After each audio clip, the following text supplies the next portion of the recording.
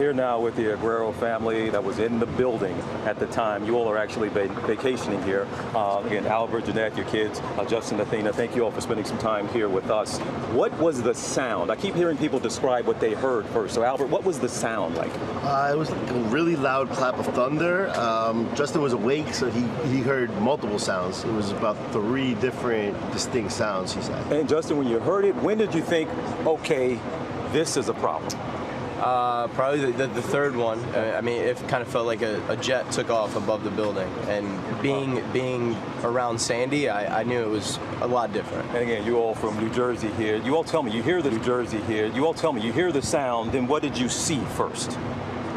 The chandeliers and the pendant lights just swaying completely, and that was not normal. That was not it was not a clap of thunder, and it wasn't a storm. It was something else. Really, until we opened the door, we didn't know anything happened to the building. The unit was intact. Yeah. But you opened that door, yes. And you all tell me what you saw when you opened that door. I looked to the left, and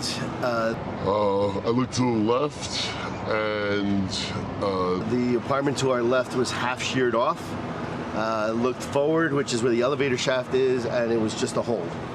So that was the real thing. At that point, we knew it was a race against time, because I didn't know if the rest of the building was coming. But at that point, you all are feet away from maybe not standing here with me, and I don't want to be dramatic in saying that. That is quite literally the case. Yes, 100%. About 15 feet away. Why you guys? Why that type of close? Why that type of close encounter with death, literally? Why you guys? I don't know. I mean, it's just faith. I mean, it's unfortunate. I mean, but there's nothing that we could have done to change it. You know, thankfully, our actions, our side of the building is still standing up. But there's nothing that we could have done to change it. You know, thankfully, our actions, our side of the building is still standing up. I mean, me and my sister would have been alive had it collapsed, and we would have saw it go out. Me and my sister would have been alive had it collapsed, and we would have saw it go out. What do you all think, looking at it now in the daylight, seeing the damage and knowing you got out of there? Again, this is a vacation home, your parents' place. You all come down here every once in a while. And Mom, you said you weren't going to say much, but your face and your reactions and hearing the story, I can see the emotion. And I've had someone else just lay eyes on it, and they are kind of overcome just to see what you went through. I just don't know why we're here, and the rest of the people aren't.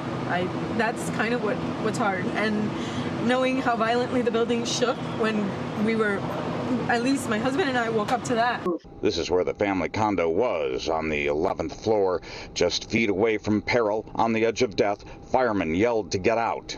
We need to get out of here because we don't know how long we have before the rest of it comes down. Basically, we're racing time. Before the rest of it comes down, we need to get outside. So they took to the stairs on the other side of the building. I don't think I've ever done stairs that fast. Mom heard a noise from a stuck fire escape door around floor 6. I ran into some people shouting, help us, the door's jammed, can you please help us open the door? One more chance for this family to help someone else. An 88-year-old woman struggling down the stairs ahead of them, ready to give up. They wouldn't let her. I'm 88 years old. I've lived a good life. This is it for me. I really don't want to go. I was like, no, you're going to make it to 89. You're going to be okay. So it was kind of good. There was rubble everywhere at the bottom. So my son and I picked her up, and he pulled her while I pushed her to get her up to 3 feet. This 40-year-old condo complex was a lush paradise just 2 days ago. The Aguero family frequent visitors. Now it is 12 flattened stories of purgatory. A search still on for survivors. Family patriarch Albert Aguero back in Hudson County telling me. And people that we used to see them getting on the elevator, I know they're dead. But the Aguero family is alive. Their living room, the last standing room before total collapse.